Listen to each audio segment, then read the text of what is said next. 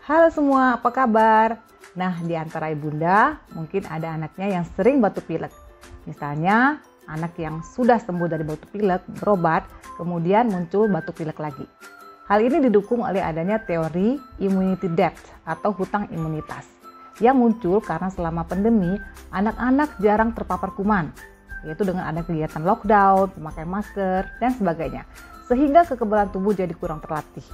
Begitu pandemi mulai terkontrol dan mulai sekolah, maka kuman-kuman yang seharusnya mudah diatasi jadi lebih sulit diatasi.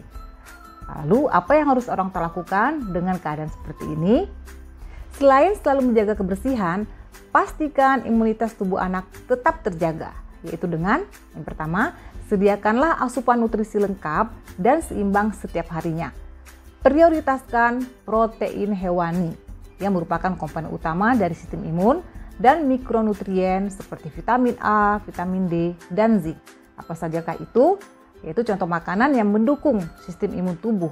Di antaranya seperti telur, ayam, daging merah, ikan, hati, kemudian seafood ya seperti tiram, cumi-cumi, udang, bisa juga ubi, wortel.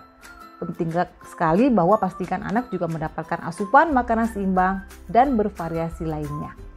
Yang kedua adalah cukupi total kebutuhan cairan dan tidur harian anak sesuai dengan usianya. Yang ketiga, ajarkan dan terapkan etika batuk dan bersin. Seperti gunakan tisu untuk menutup mulut dan hidung setiap kali akan batuk atau bersin. Kemudian, jika tidak ada, arahkan batuk ke siku. Kemudian, cuci tangan setelahnya dengan sabun atau hand sanitizer. Kemudian yang tidak kalah pentingnya adalah yang keempat, lengkapi vaksinasi penyakit yang berisiko meningkat pasca pandemi. Bila anak terkena penyakit, maka gejala akan menjadi lebih ringan. Vaksin apa sajakah itu? Di antaranya jenis vaksinnya, yang pertama rotavirus, itu direkomendasikan usia pemberiannya pada anak usia 6 minggu, vaksin influenza usia 6 bulan, vaksin pneumokokus itu dimulai pada anak usia 2 bulan, vaksin campak atau MR dimulai pada anak usia 9 bulan, kemudian vaksin varicella yang dimulai pada anak usia 12 bulan.